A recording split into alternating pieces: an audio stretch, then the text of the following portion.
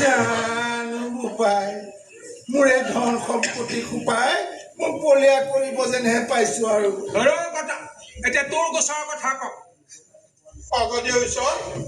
ডাঙৰীয়া দেউতা ই নষ্ট যোৱা মোৰ হালৰ বলধি গৰু এটা একেবাৰে মাৰি থৈ আহিছে মোহন নিগমে মৰিলো দেউতা ঈশ্বৰ কথা সঁচা নে মিছা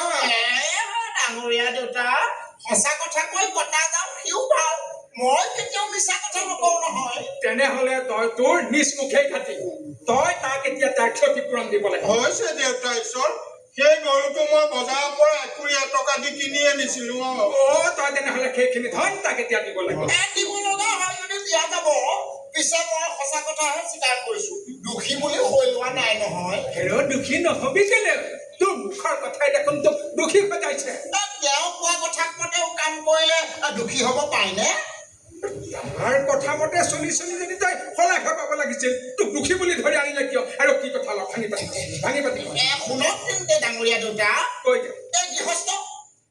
গৃহস্থ এটা সৰু চোৰ সাজি ৰজাৰ গুৰিলৈ ধৰি বান্ধি আনি আছে তেনেকে বাটতে আমি হালোৱাক লগ পাম হালোৱা হাল বাবলৈ অনা গৰু দুটা সাঙুৰ চিঙি দুটা দুফালে মাৰ ধৰিলে তেনেকে আমাকে হালোৱাই আঠে মেঠে ক'লে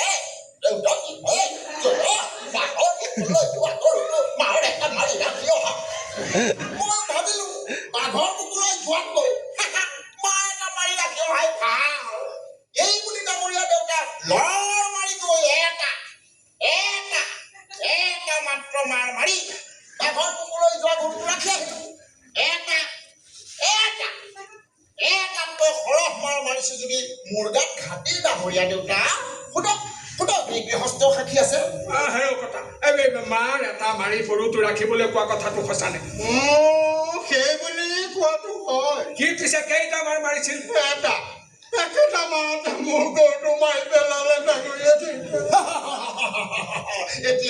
এতিয়া মোৰ গাত কিবা জবৰ আছে নে ডাঙৰীয়া দেউতা নাই শুনামোৱা তোৰ গাত জবৰ নাই এইটোতো একেবাৰে 1000 টকীয়া কথা নে ভাল ডাঙৰীয়া দেউতা ভাল এই আপোনাৰে অনুগ্ৰহ